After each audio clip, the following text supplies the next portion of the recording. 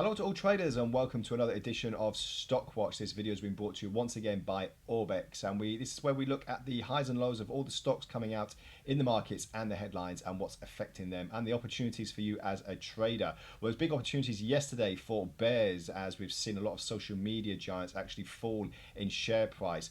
Snap in particular has fallen by 40% yesterday, which has seen levels not seen since the start of the pandemic in March of 2020. This has seen a bit of a domino effect as Facebook and Instagram's parent company Meta saw a slide of 8%. We've seen Google drop by 5%, as well as Twitter. So now we're looking at the next social media giants to start moving around, but we could see a sharp reversal on these prices. So let's see what the opportunities are as we go into the charts as well.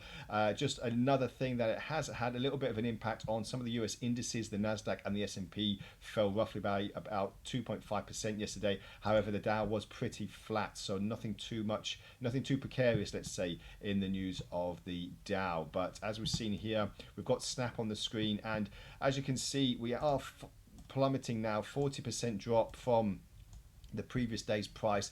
The only saving grace I can see here at the moment is we've got a slight bullish divergence on the RSI, and this could have a little bit of a propelled action.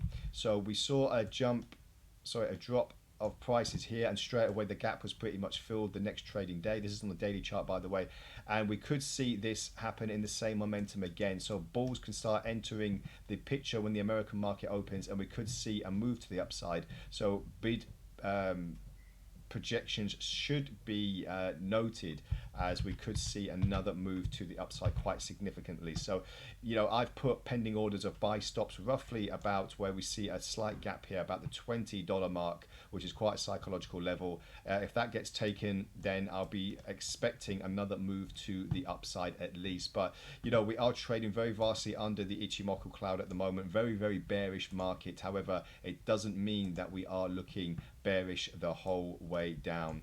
Another look as well, just clear some of these drawings for you so it's a little bit easier to see. Another look on the 4-hour chart.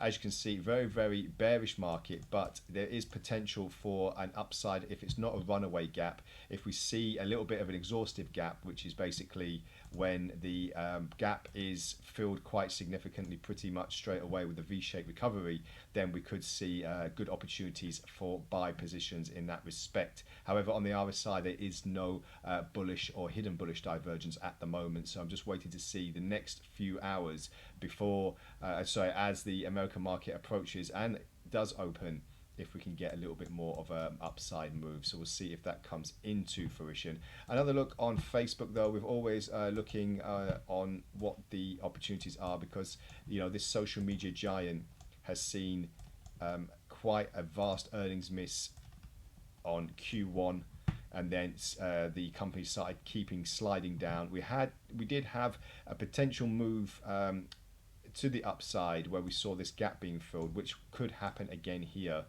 So again, a little bit like Snap, we could see a little bit of an exhaustive gap and then a move to the upside as well. So this could be something I'll be looking at.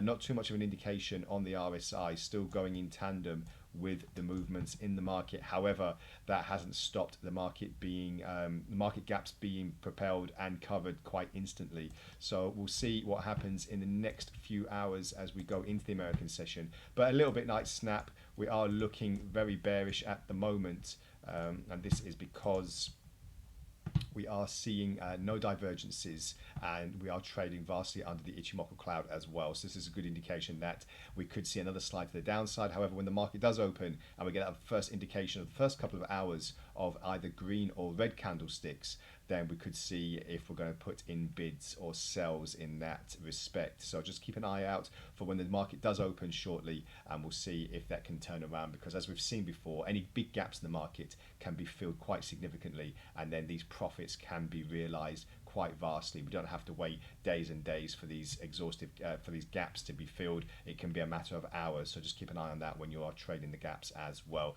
So that's all from the Stock Watch today. Thank you very much for joining me once again, and we'll speak again tomorrow to see what's in the fundamental headlines and to see what the opportunities are. So bye for now.